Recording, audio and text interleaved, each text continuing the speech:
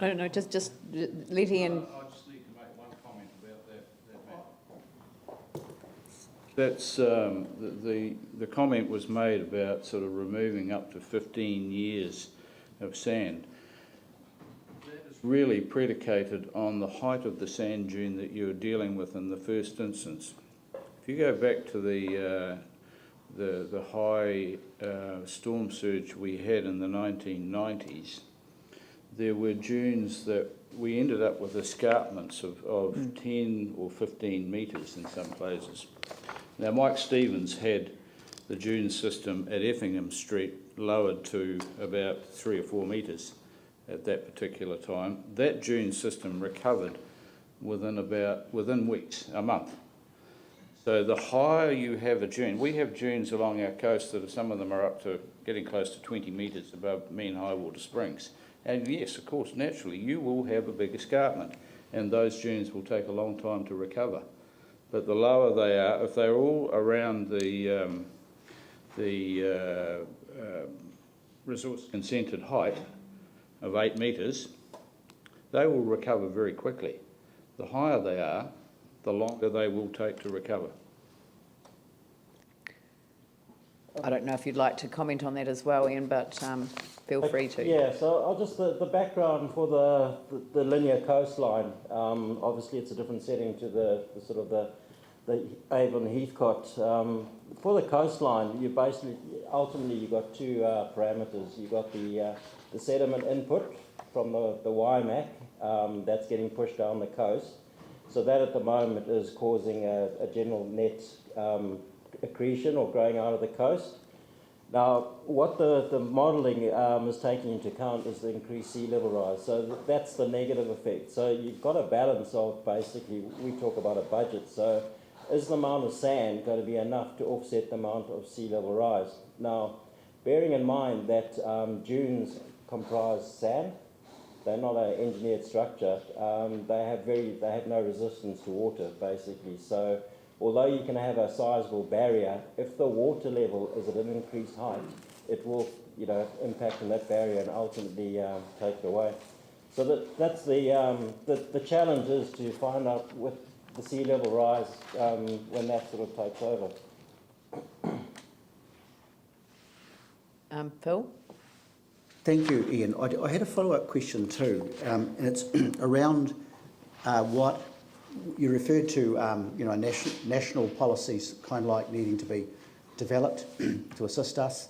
But could you perhaps tell us a little bit about what other countries, for example, the eastern seaboard of the United States, what kind of policies they have to provide, protection from future sea level rise, but also tsunami and all that. What sort of processes or policies do they have?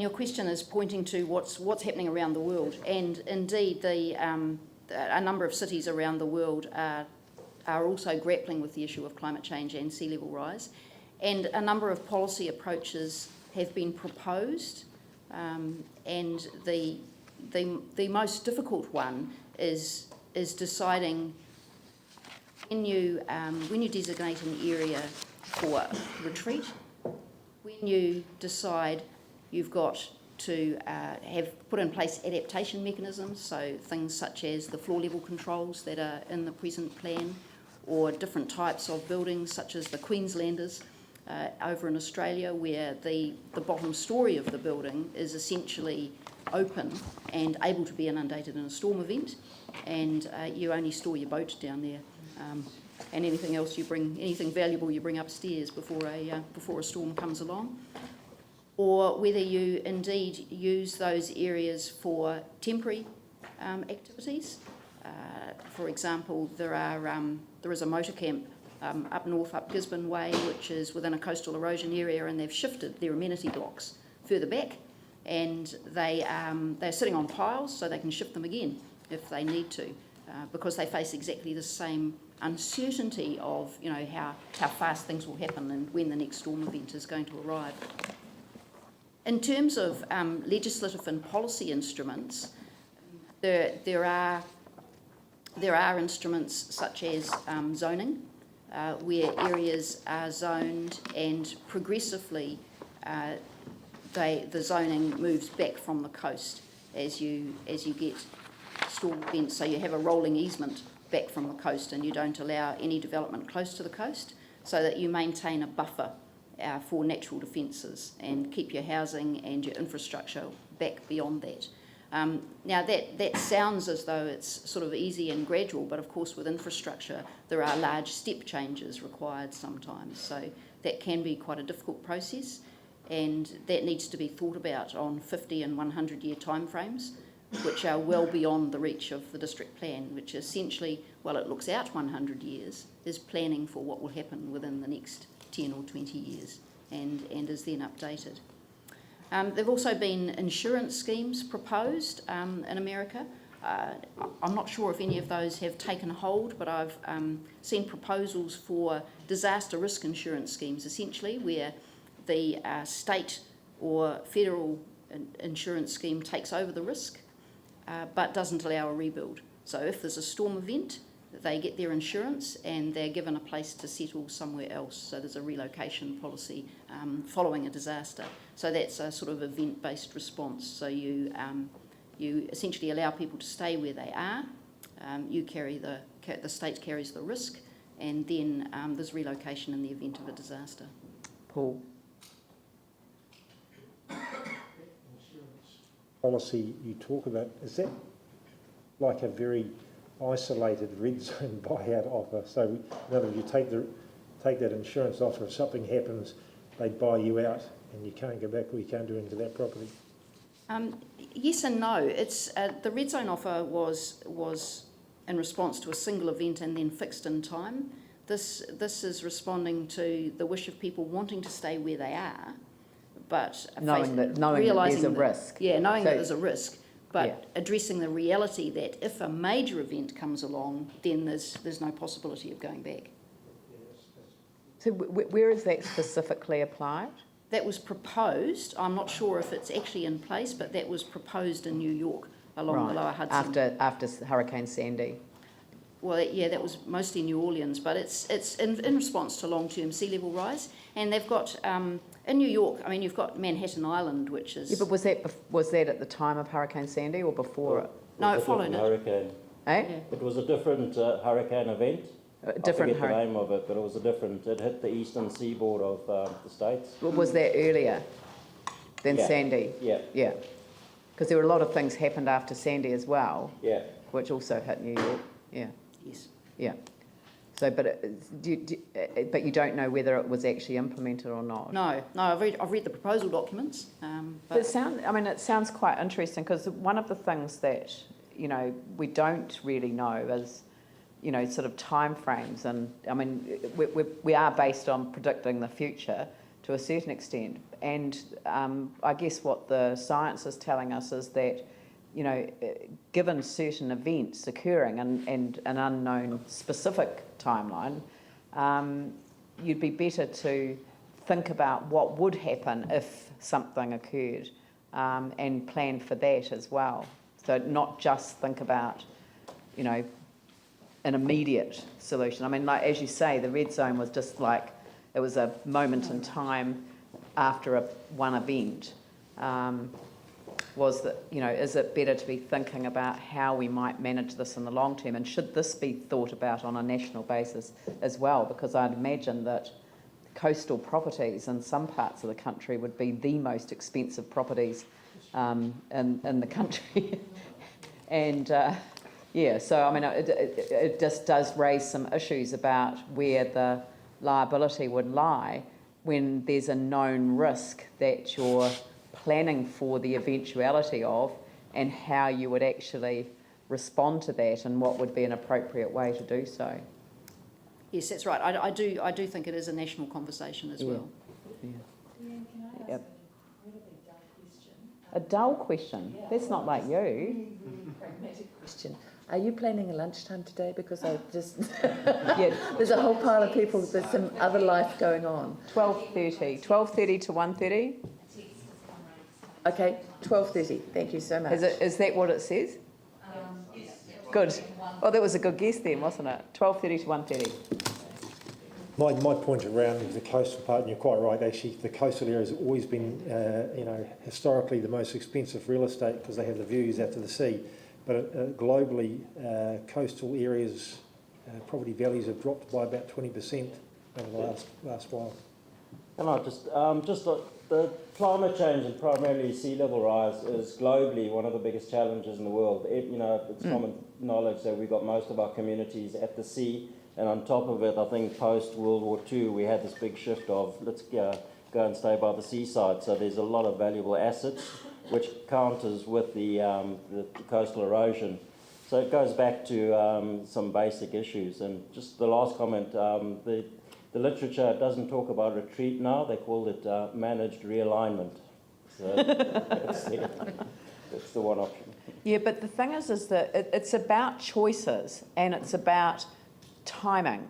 So, I mean, and there are two things that don't match in an uncertain environment. So you can't really say that people have got a choice when they live already, so they've already established their home there, they live there. And it's hard to have conversations about 50 years hence when, generations of a family have grown up in a particular area. I mean, I understand this because, I've talked to people who were red zoned, out of their dream homes. And the shock of the suddenness of that, I almost want to turn this into a positive conversation about how instead of dealing with a shock, that actually we can prepare communities and actually think about how we finance what could be a longer term solution for some properties. But it's really hard when you don't know if you're one of them. Yeah, I mean, the issue for Christchurch is that we're in the post-aftermath of an earthquake, which has compounded these issues. There's no doubt, we can talk about 50 or 100 years of sea level rise, with a couple of bumps, the land's dropped. So we've been shunted into this, somebody's hit the fast forward button.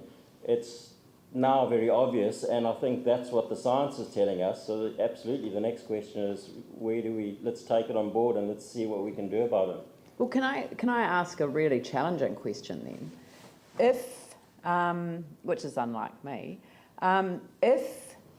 if we had, instead of taking an approach around the residential red zone, if we had taken the approach that instead of thinking that as purely a government response to an event and an urgent solution for de-risking the environment for insurance and all of the reasons that sat behind the red zoning, if we'd sat down together with central government and collaboratively worked out not just sea level, not just the aftermath of the earthquakes and liquefaction proneness and lateral spread proneness and various other things related to the earthquake, if we'd actually looked at this, the sea level rise and the coastal erosion issues at the same time, judging that there would be a different conversation about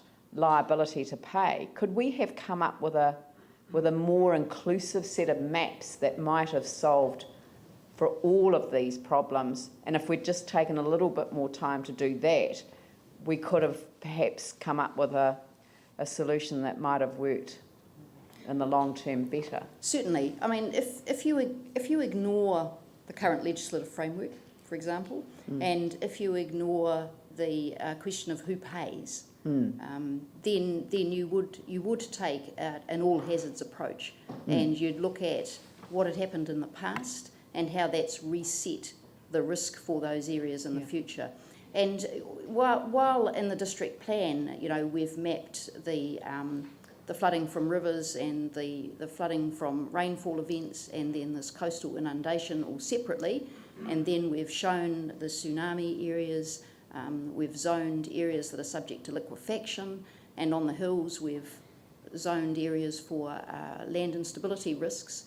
We do need to think of all of those at once in any one place, and then think about the time periods over which they operate. So, it's quite complex in terms of both that spatial arrangement of the hazards and then the probabilities associated with them. Some of them are almost certain, in terms of intense rainfall events in some low-lying basin areas across the city.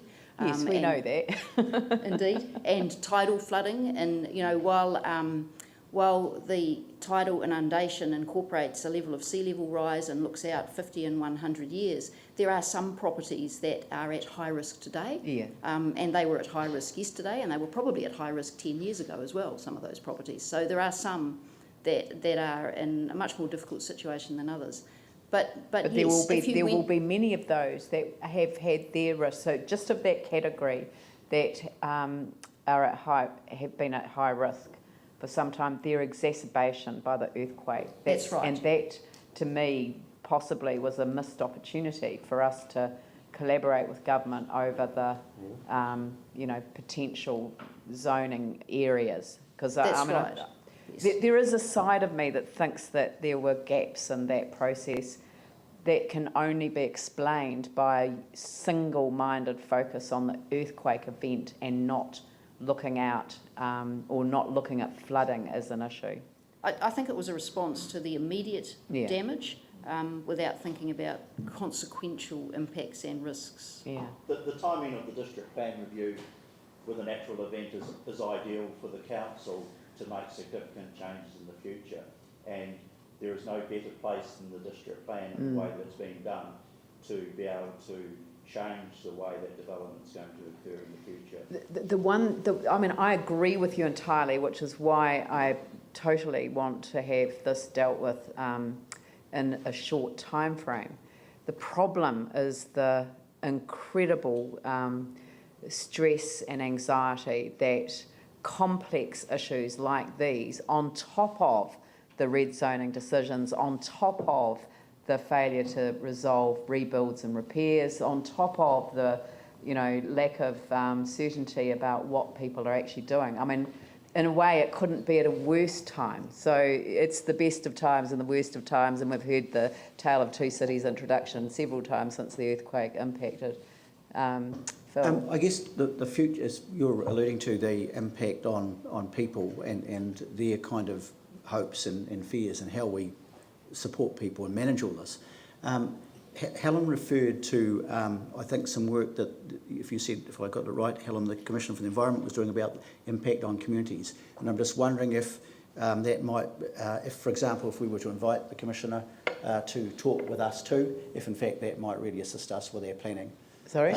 If we were, say, to, as a council, to invite the Commissioner for the Environment around the work she's doing, and especially how it pertains to Christchurch, if in fact that might be further, and it's notwithstanding the excellent information and science we've had from very good people and as well, but I just wonder if that's another step to help us. When's her next report due? Okay, so I phoned Jan Wright's office, and the report was due to be released in the middle of this year, but I understand that it's now going to be later in the year, but I don't have a date. I will follow up with them. Yeah, I think it would be better after the report's out, so because that will give us a much more, sort of focused thing. Ali? Mine's just an observation more than anything. I think after the earthquakes, and we were all waiting for the next rumble and what was going to fall and what have you, since then we've looked at how to live and accommodate that, and there's a sense of stability and I don't know how else to describe it. You're more confident moving forward when you know you're living in an environment for which you are better prepared or prepared for. And I notwithstanding what you've said about the stress, and this doesn't, I'm in St Albans, we've got flooding, but certainly not coastal inundation. But to be able to know this and to be able to plan and build and live a life that accommodates this, is that positive, I guess, moving forward? No, and that's why I've always felt that the natural hazards chapter gives us an opportunity to have a public conversation that is very much front of mind.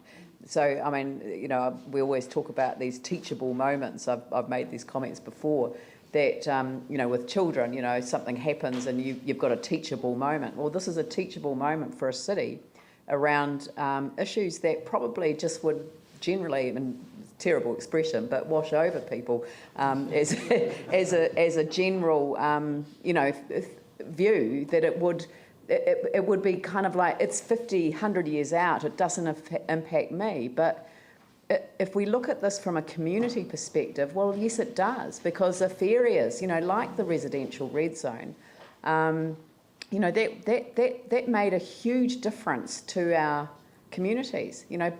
Entire communities were wiped off the face of our map in a very short space of time. So this actually gives us an opportunity to, and I'm saying, yes, I agree with you that it's positive, because people can see we can plan in advance. You can be proactive now, yeah. And we are not talking about retreat as, the front end of the option. I mean, that was the option that was chosen for the residential red zone. But it's not the way that our district plan operates. Our district plan operates on the basis of adapting, so mitigating, so floor levels and fill management, those sorts of things can enable us to live in an environment that could be exposed in the future. We can look at what are the impacts of sea walls, but you have to look at what that then does to the estuary, for example. So there are all of these different things, and there are different mechanisms for managing. Wetlands, for example, can tone down the strength of a storm event. All of these things, the science that we understand, we can make ourselves more secure against those future events, whatever they are. So it's really an important conversation for us to be having, which is why we've focused the next 4 weeks on the education so that people can submit to the independent hearings panel. Glenn, then David. Thank you. And just based on what Ali said, if I look at the All Right campaign, for instance, a lot of the identified anxiety and stress is based on unresolved insurance claims. So that's lack of certainty, not knowing the outcome. At least this provides outcome, although it's still pretty tough. What I've heard over the last year or so in some of the affected communities is also, so Ian used before that phrase, I noted that somewhere, Ian, it was managed realignment. I've heard adaptation, so it was also seen as an opportunity. So people aren't necessarily perhaps talking retreat, they're talking about opportunity. One thing I would say is we talked about a council response by way of the city plan, the resilient cities, etc. The initial feedback I've had from some of the South New Brighton and South Shore community leaders is, can we also please have resourcing from the council? They still want investment, they accept the realities of the data, but they still want the council to be there and to support them. So not only in these ways here, that they still want us to undertake responsible planning, but also investment. So I just wanted to feed that back to you. That's, but I think people, it's an iterative process. They want this information, but the how question is the and they're happy for us to to sit down with us and to work out how to actually kind of disseminate the information. I think lesson number one that I got after the September earthquake, and we're having the 5th anniversary of that this year. I remember the very first public meeting that we had in Bexley, actually, and the number of older people who said that the Pacific Park subdivision should never have been built.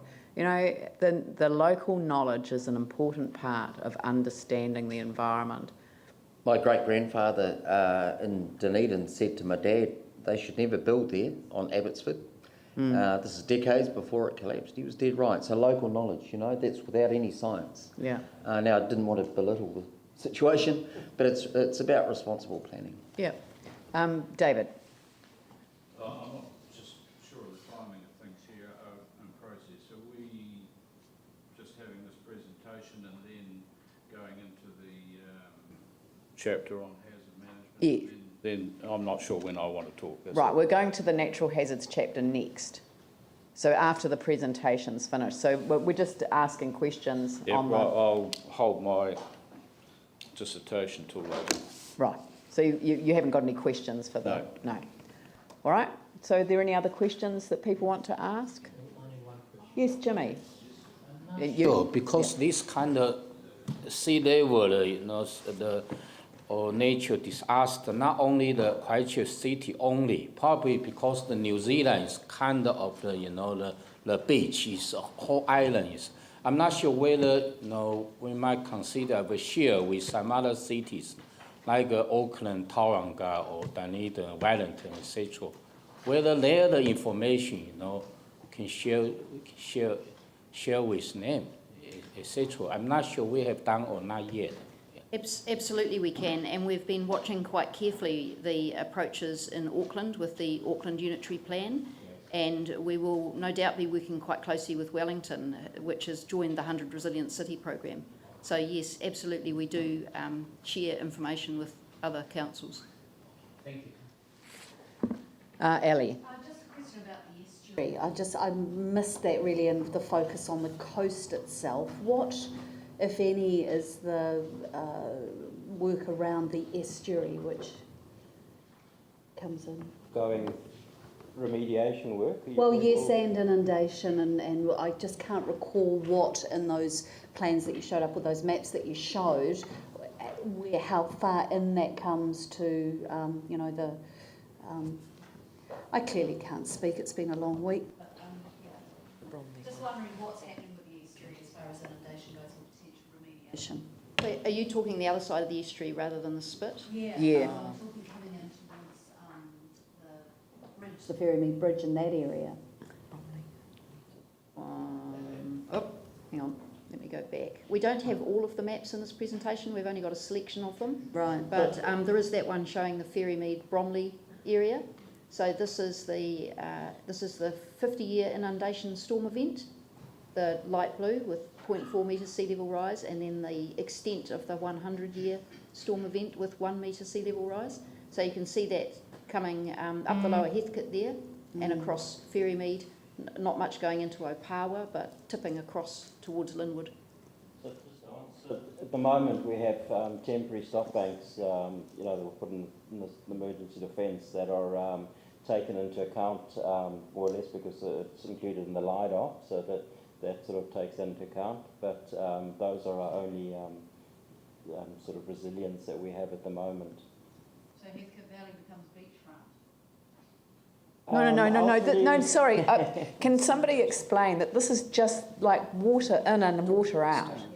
So this is not about where the coastline moves to or anything like that. The inundation is just water on the ground. It may not be breach of floor levels, so because it depends how high your house is, eh?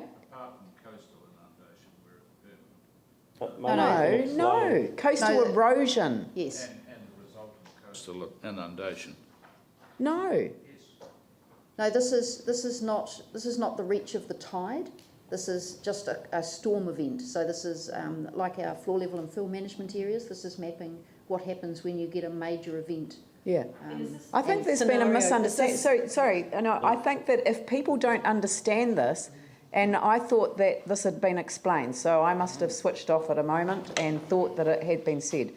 These maps do not show where the new coastline is. These maps do not show the permanent state of affairs. These maps show what happens in a storm event and at a 50-year horizon and a 100-year horizon. So that doesn't mean that all of the houses in these areas will be swamped and covered in water. It may mean that their roads are wet, wetter than they would be now. So we are talking about coastal erosion. Coastal erosion is a separate set of maps, and coastal erosion only affects the coastline. Funny that. And the inside of the estuary as well. Yes, but that is essentially part of our coastline. Can I just get some clarification that this is actually the worst scenario at high tide, is that right? Should an event coincide with the high tide? This would be the kind of the worst scenario. So, the way the modelling's done, it's about a 50-year event and a 100-year event. So, the influence of the high tide is built into that modelling.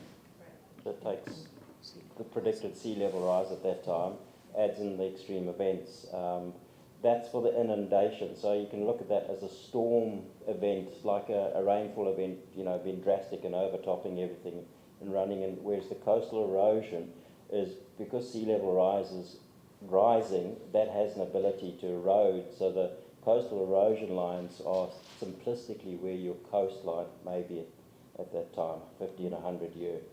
And this one pretty much maps the floor level and fill management area. Yes. So these people that live in these areas have already had notification under stage 2 that they are in the floor level and fill management area as proposed to the independent hearings panel. So, you know, I mean, people in this room will be in the floor level and fill management area. I am. I'm right on the edge of one where I live. You'll be in one, Glenn, because it's just down the road.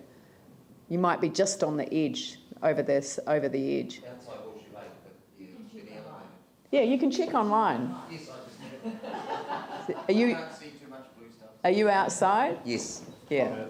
I'm not. I'm just on the inside, so I'm right on the border of it. But you know, I mean, the floor management areas have been in place since the flood management areas, as they previously were known, have been in place, as I say, operationalised since the 31st of January 2011. So people know about them. People knew they were coming in because, I mean, I recall when I was a brand new member of Parliament, and you know, just doing a little bit of history here, that and brand new in the east actually at the time, so I wasn't a brand new MP, but in the east I was.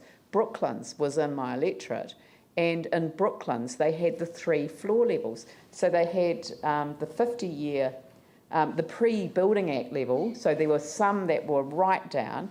They then had the 50-year Building Act level, and then some new developers had come in and decided to set their floor levels at the new Variation 48 levels because they knew it was going to be operationalised. And who did I get complaints from? I got complaints from constituents whose properties were like this.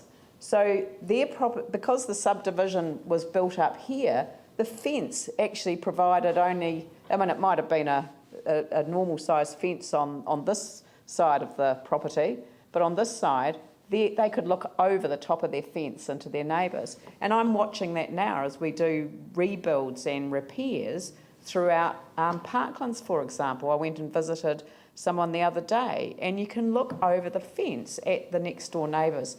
This is one of the problems of, well, I personally think it's a slight problem with lack of integration and planning around a mixture of repairs and rebuilds. And I think I wrote a letter to that effect to the council back in 2011. But there you go. Glenn and then Andrew. Thank you. If I could just reflect back one concern about that, which I have, and I have sent an email. So, but if I could ask it publicly, it's about the floor levels and a concern from some in the community that if houses are built to a certain level and then a new level comes out, how does that affect the insurability and the bankability and the cover on the house? There's some anxiety there. Are you happy to talk about